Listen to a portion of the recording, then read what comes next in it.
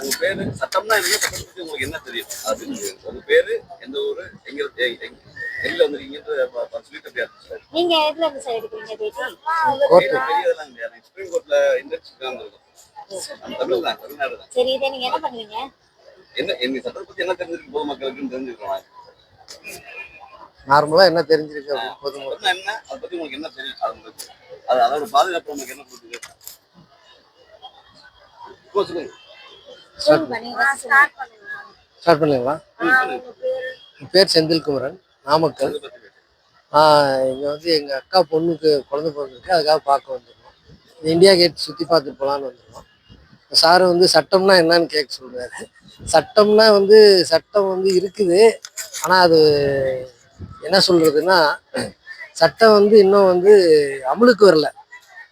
சட்டம் வந்து புக் அளவுலையோ அல்லது பேரளவுலையோ தான் இருக்குது. ஒரு சில இடத்துல இப்போ இது பண்ணுறாங்க, ஃபாலோ பண்ணுறாங்க, ஆனால் எல்லா இடத்துலையும் இன்னும் ஃபாலோ பண்ணல. சட்டத்தை வந்து இன்னும் வந்து பொதுமக்களுக்கு சரியாக தெரிய மாட்டேங்குது. அடிப்படை உரிமையே தெரில. பேச்சுரிமை, எழுத்துரிமை எல்லாம் இருக்குதுன்னு சொல்கிறாங்க, ஆனால் அது வந்து அவங்களுக்கு தவறான. பேச்சுரிமைனா என்ன? பேச்சு சுதந்திரம் தான். இப்போ நீங்கள் கேட்குறீங்கல்ல, அடிப்படை உரிமைங்கிறது என்ன? நமக்கு தேவையானதை நமக்கு ஈஸியாக கிடைக்கிற அளவுக்கு கவர்மெண்ட், அரசாங்கம் அது நமக்கு வழிவகை செய்யணும். ஆனால் அதை செய்யறதில்ல. அவங்கவுங்க என்ன சம்பாதிக்கிறோமோ அதுதான் பார்க்குறாங்க. இது வந்து எல்லாத்துக்கும் கொண்டு வரணும். நம்ம இந்தியாவில் எதுக்கு உயர்ந்த அதிகாரம் இருக்கு? எதுக்கு அதிகாரம் தான்? அரசியலுக்கு தான் அதிகாரம் இருக்குது. என்ன அரசியல்? அரசியல்வாதிங்க தான் ரொம்ப சம்பாதிக்கிறாங்க, எல்லாம் பண்றாங்க. அரசியல் வந்து மக்கள் கடையில் தான் இருக்குது, ஆனால் அதை எடுத்து யாருக்கு கீழே இருக்காங்க? எந்த ஒரு அமைப்புக்கு பவர் அதிகம் நினைக்கிறீங்க? மக்களா தேர்ந்தெடுக்கப்பட்டவங்க தான் அரசியல்வாதி. ஆனால் அது வந்து ஒரு அது என்ன சொல்லியிருக்காங்கன்னா, சட்டம் இருக்குது, அதான் சொல்றேன்ல. சட்டம் வந்து எல்லாத்துக்கும் எதுக்கு பவர் அதிகம் அப்படின்னா, கான்ஸ்டிடியூஷன் அரசியலமைப்பு சட்டத்துக்கு தான் பவர் அதிகம். இப்ப உங்களுக்கு தெரிஞ்ச வரைக்கும் சந்தோஷம், உங்களுக்கு தெரிஞ்சிருக்கு சந்தோஷம். அம்மா கிட்ட போங்க, அம்மா கிட்ட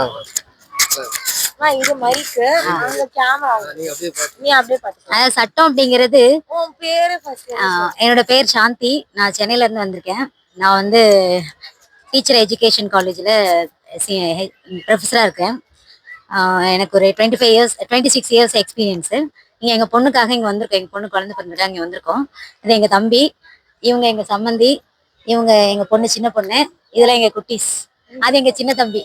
அதனால இப்போ வந்து என்ன அப்படின்னு சொன்னால், சட்டம்ன்றது நிறைய நமக்கு இருக்கு. 1949 நமக்கு ஏற்படுத்த அமைப்பு முதல்ல நமக்கு வந்து உருவாக்கப்பட்டது. அம்பேத்கரை கொண்டு உருவாக்கப்பட்ட ஒரு அந்த குழு தலைமையில் நமக்கு உருவாக்கப்பட்ட சட்டம். நிறைய சட்டங்கள் இருக்கு. அதாவது 5 ஆண்டு திட்டம், அப்புறமா பாத்தீங்கன்னா 5 ஆண்டு திட்டமே ஒரு கிட்டத்தட்ட பாத்தீங்கன்னா ஒரு 11, 12 5 ஆண்டு திட்டங்கள் இருக்கு. அது போக 3 ஆண்டு திட்டம். சொல்றேன் சார். பெண்கள் பாதுகாப்புக்காக முக்கியமா வந்து இப்போ போக்சோ அப்படின்னு ஒரு சட்டம் இருக்கு சார். இந்த போக்சோ சட்டம் வந்தனால இப்ப நாங்க வந்து அது வந்து பாத்தீங்கன்னா, இந்த பாலியலால வன்கொடுமையால பாதிக்கப்படக்கூடிய அனைத்து குழந்தைகளுக்குமே பொருந்தும், பெண்களுக்கும் அது பொருந்தும். ஆனாலும் இந்த சட்டம் என்ன, அவங்க பெண்களுக்கான சிறப்பு சட்டம் மகளிர் உரிமை சட்டம் அப்படின்னு ஒண்ணு இருக்கு.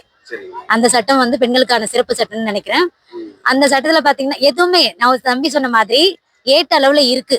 அப்படின்னாலும் கூட இந்த மாநகராட்சி, நகராட்சி அங்க மட்டும்தான் இருக்கே தவிர, மிக சில அந்த அரசியல்வாதிகளுக்கு மிக உகந்த சட்டங்களை மட்டும் இமீடியட்டா அவங்க வந்து செயல்படுத்திடுறாங்க.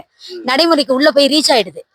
இப்ப மத்தபடி இந்த உண்மையான இந்த சட்டங்கள் பாத்தீங்கன்னா, பெண்களோ மகளிரோ குழந்தைகளோ பாதிக்கப்படாம இருக்கணும் அப்படின்னு சொன்னா அதுக்கான ஏற்படுத்தப்பட்ட சட்டம் வந்து முழுமையா இன்னும் போய் சென்று சேரல.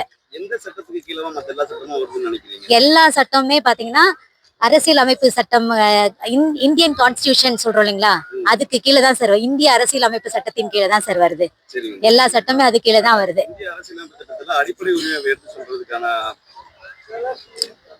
சட்டம் எதுன்னு கேக்குறீங்களா? ஆர்டிகல் ஞாபகம் வருமா சார் நீங்க திடீர்னு கேட்டீங்கன்னா? அதுல பாத்தீங்கன்னா 45 49 ஒரு ஆர்டிகல் இருக்கு சார். அது எனக்கு சரியா ஞாபகத்துக்கு வரல. நாங்க அந்த பாடமும் இருக்கு எங்க பசங்களுக்கு, பட் அந்த சப்ஜெக்ட் வந்து நான் எடுக்கல, அதனால எனக்கு டக்குன்னு ஞாபகத்துக்கு வரல.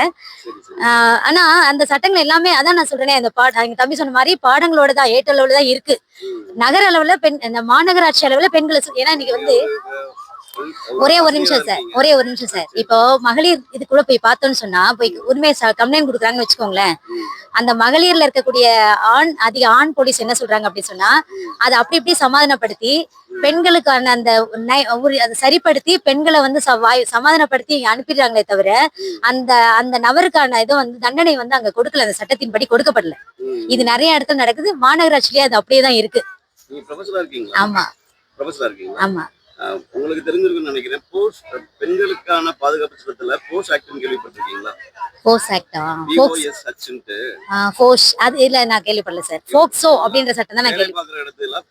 அது இருக்கு, அது இருக்கு. ஆனா அதுலயுமே கூட பாருங்க சார், நாங்க இல்ல எங்களுக்காக நான் சொல்லல, இல்ல என்ன சுத்தி நடக்கக்கூடிய ஒரு சூழல் ஒரு குடும்பத்துல இருந்து அவங்க வந்து எனக்கு சொன்னதுதான். அவங்க வந்து அப்படியே வந்து நாங்க கம்ப்ளைண்ட் கொடுத்தா கூட அதை எடுத்துக்க மாட்டாங்க அப்படின்னு நான் சொல்லுவேன். செவி வழி செய்தி தான், கேள்விப்பட்டதுதான். நான் வந்து நேரடியா எனக்கு பாதிக்கப்படல. நாங்க வந்து கொடுக்க மாட்டோம். நாங்க வந்து மேக்சிமம் நாங்களே பாத்துப்போம். ஏன்னா அந்தந்த இது எங்களுக்கு கண்டிப்பா வேணும் சார். அதுல வந்து என்ன பண்ணா ஒவ்வொருத்தரும் நம்ம விழிப்புணர்வை ஏற்படுத்தணும், அவேர்னஸ் ஏற்படுத்தணும். அது எப்படின்னா இங்க இருந்து மேல இருந்து இது பண்ணணும். இப்ப வந்து ஜட்ஜஸ் ஒரு பாடமே இருக்குது. அந்த பாடத்துல PhD பண்றாங்க.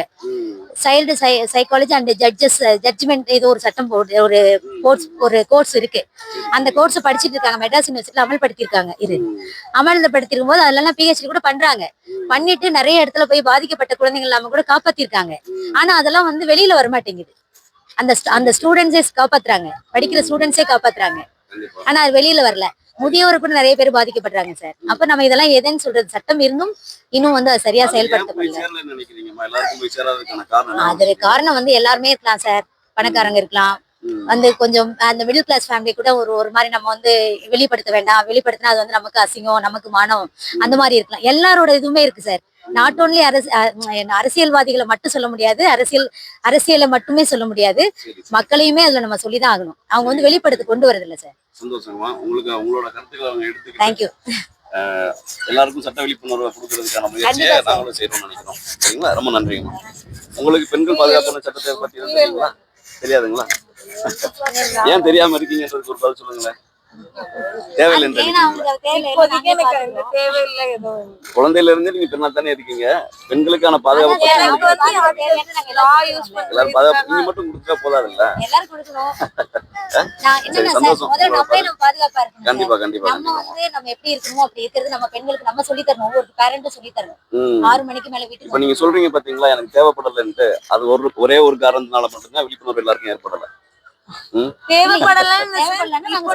சூழ்நிலை எனக்கு அந்த மாதிரி ஒரு சிச்சுவேஷன் அமையல. உங்கள்ட்ட கேட்ட உடனே அந்த ஆர்குமெண்ட்டுக்கு வர்றீங்கல்ல, நீங்க இன்னொருத்தவங்கள்ட்ட கேட்கும் போது அந்த பதில் சொல்லணும்ல கேட்கறேன். அது தெரிஞ்சு வச்சுக்கிட்டீங்கன்னா நீங்க ஏன்டா அது தெரிஞ்ச இடத்துல நீங்க ஆர்குமெண்ட் பண்றீங்கல்ல, எனக்கு அந்த மாதிரி சிச்சுவேஷன் அமையல. யாருக்காவது தெரிய வேண்டிய இடத்துல இருக்கிறப்போ அது உங்களுக்கு பயன்படும்னு நினைக்கிறேன். அது ஒண்ணுக்காக தான் சொல்றேன், யாருக்குமே தெரியல இல்லைன்னு நினைக்கிறேன். அத நீங்களும் ஒரு பேராசிரியரா இருக்கிறவங்க எங்களுக்கான உதவியை நீங்க பண்ணுவீங்கன்னு நினைக்கிறேன். ரொம்ப நன்றிங்கம்மா, ரொம்ப நன்றி. வாங்க வாங்க வாங்க, ஒன்றும் பிரச்சனை இல்லை, ஒன்றும் பிரச்சனை.